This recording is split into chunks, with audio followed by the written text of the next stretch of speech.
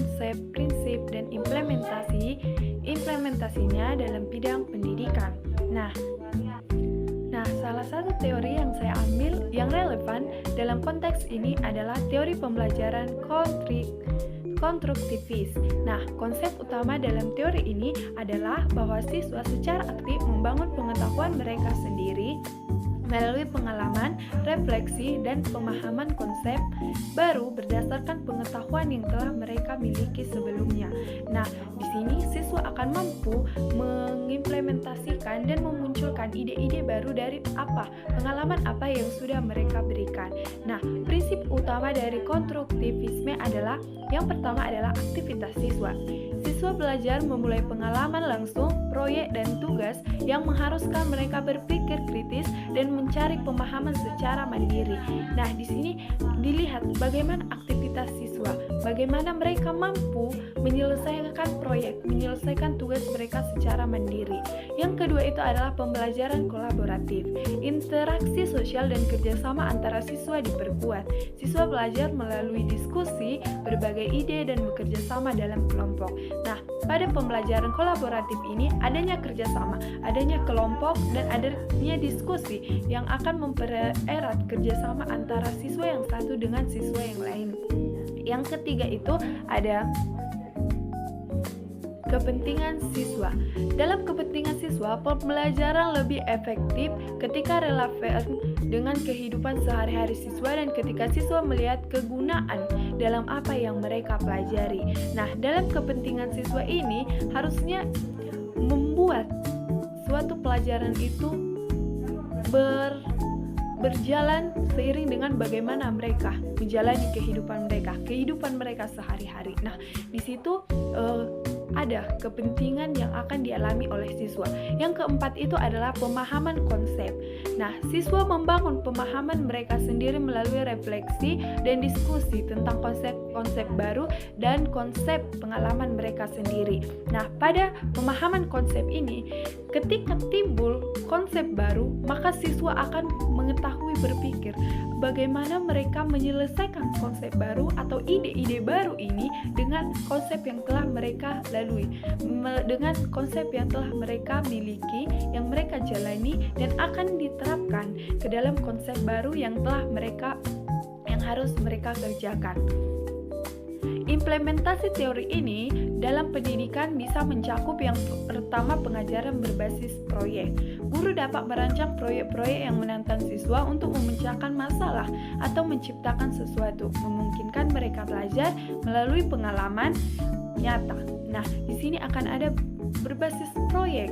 Pengajaran berbasis proyek. Di sini akan ada tugas secara langsung terjun ke lapangan. Itulah yang disebut dengan tugas berbasis proyek, di mana guru menugaskan siswa untuk terjun ke lapangan untuk mereka mampu belajar dan menemukan pengalaman-pengalaman baru yang akan mereka dapatkan. Yang kedua ada diskusi kelas. Guru dapat memfasilitasi diskusi kelompok di mana siswa dapat berbagi ide, bertukar pendapat, dan membangun pengetahuan mereka melalui interaksi sosial. Nah, diskusi kelas ini biasanya akan ada orang-orang yang digabungkan, individu-individu yang digabungkan di dalam kelompok. Nah, pada saat di dalam kelompok mereka akan bekerja sama, mereka akan menjalin kerjasama sehingga mereka mampu menemukan ide-ide baru, sehingga mereka mampu memecahkan suatu masalah. Di dalam kelompok lah mereka akan mendapatkan jawaban-jawaban, tanggapan-tanggapan dari satu sama lain yang akan mereka simpulkan. Nah, yang ketiga itu adalah pembelajaran konseptual. Mengaitkan pembelajaran dengan situasi dunia nyata dan pengalaman siswa untuk meningkatkan kepentingan dan pemahaman mereka. Yang keempat adalah evaluasi formatif. Menggunakan bentuk evaluasi yang terus-menerus dan formatif untuk memahami perkembangan siswa yang memberikan umpan balik yang memadu mereka dalam membangun pemahaman mereka. Nah, di sini akan ada umpan balik antara guru dan siswa, di mana ketika guru memberikan pertanyaan kepada siswa, maka siswa mampu menjawab guru. Itulah yang disebut dengan umpan balik di dalam pembelajaran. Yang kelima adalah kolaborasi antara siswa. Nah, di mana dalam kolaborasi antara siswa ini mendorong proyek kolaboratif dan aktivitas kelompok di mana siswa dapat saling belajar dan mengembangkan pemahaman bersama. Nah, di sini akan ada kerjasama, akan ada bagaimana cara mereka mengembangkan pengetahuan, mengembangkan pemahaman mereka bersama. Nah, melalui penerapan prinsip-prinsip ini, guru dapat menciptakan lingkungan pembelajaran yang mendukung konstruktivisme, membantu siswa membangun pemahaman yang mendalam, yang relevan dan dalam bidang pendidikan. Hal nomor 2, jelaskan konsep dan komponen-komponen sistem dengan mengikut sertakan satu contoh sistem. Sistem adalah kumpulan elemen yang saling terhubung dan berinteraksi untuk mencakup tujuan tertentu.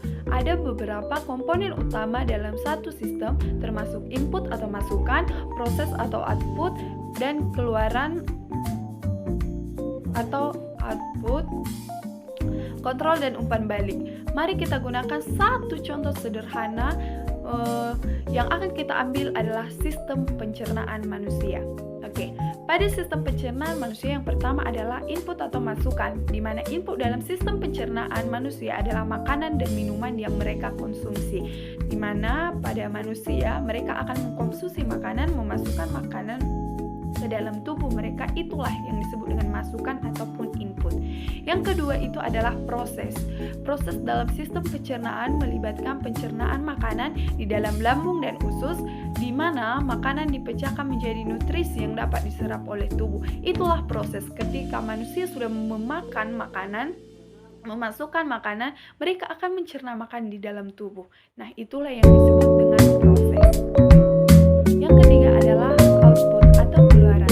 Output dari sistem pencernaan manusia adalah nutrisi yang diserap oleh tubuh untuk memberikan energi serta limbah yang tidak dapat dicerna yang dikeluarkan melalui feses. Nah, output atau keluaran adalah ketika kita sudah mencerna makanan dan sudah diproses dalam tubuh kita, maka outputnya adalah suatu energi yang kita dapatkan di dalam tubuh kita untuk melakukan aktivitas-aktivitas. Nah,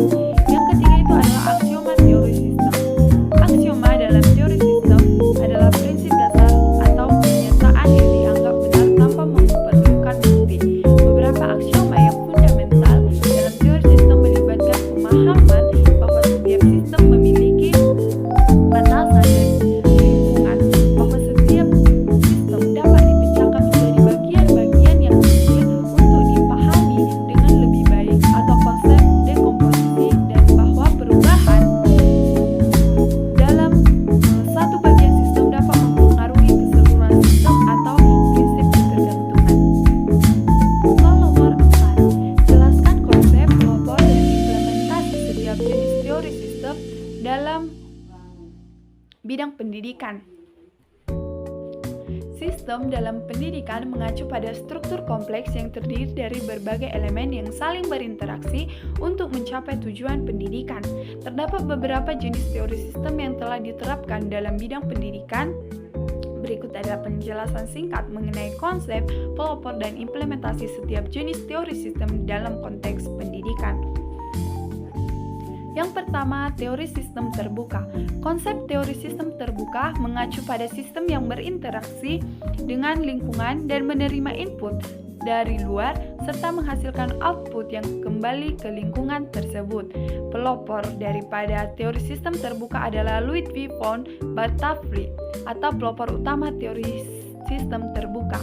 Implementasi dalam pendidikan. Pendidikan sebagai sistem terbuka menerima input dari lingkungan seperti siswa, guru, kurikulum, dan teknologi. Proses pembelajaran dan outputnya yaitu pengetahuan dan keterampilan siswa berinteraksi dengan lingkungan sosial dan ekonomi. Yang kedua adalah teori sistem tertutup. Konsep dari teori sistem tertutup tidak berinteraksi dengan lingkungannya dan tidak menerima input dari luar. Semua informasi diperoleh dari dalam sistem itu sendiri. Pelopor daripada sistem tertutup adalah Norbert Wiener. Nah, implementasinya dalam pendidikan, dalam konteks pendidikan, teori sistem tertutup tidak sering diterapkan karena pendidikan selalu dipengaruhi oleh faktor-faktor eksternal seperti perkembangan sosial dan juga teknologi.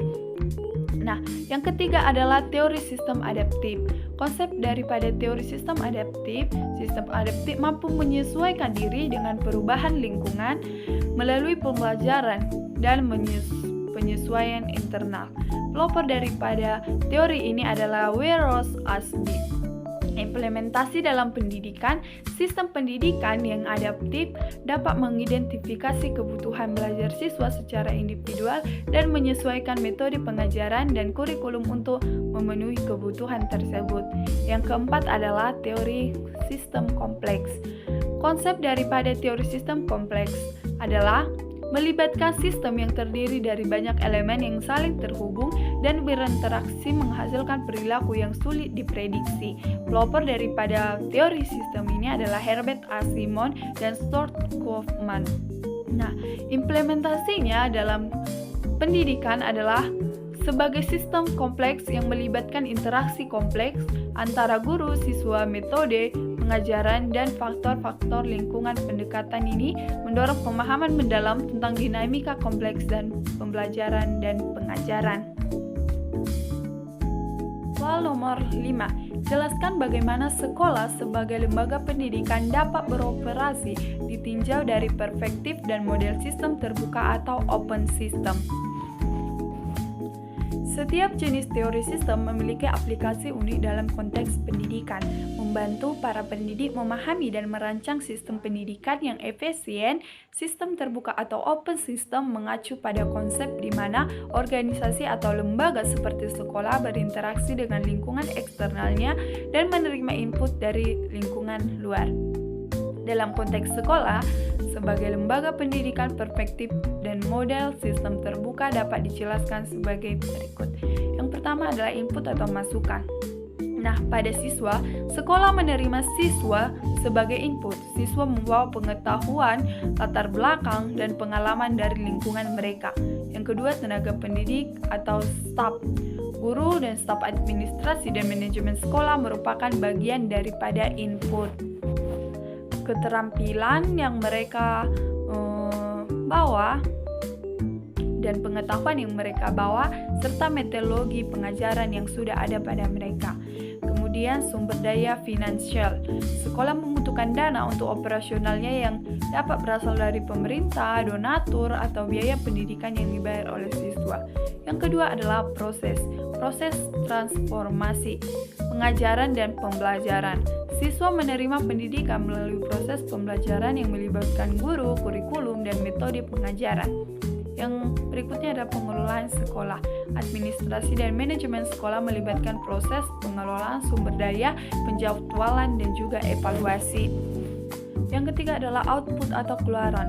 Siswa terdidik Output utama adalah siswa yang telah mengembangkan pengetahuan, keterampilan, dan sikap yang dibutuhkan untuk sukses di kehidupan. Prestasi akademik.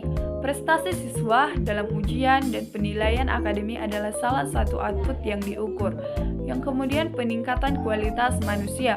Sekolah bertujuan untuk menciptakan warga negara yang terdidik dan berkontribusi positif kepada masyarakat. Yang keempat adalah feedback atau umpan balik. Yang pertama, evaluasi siswa. Guru memberikan umpan balik kepada siswa tentang kemajuan akademik dan perilaku mereka. Kemudian, evaluasi kurikulum. Berdasarkan hasil ujian dan penelitian kurikulum, sekolah dapat dievaluasi dan disesuaikan untuk meningkatkan efektivitas pembelajaran. Sekian yang bisa saya sampaikan tentang 5 soal daripada UTS kami. Jika ada kata-kata, perkataan saya, tutur kata saya yang salah, saya minta maaf. Terima kasih dan shalom.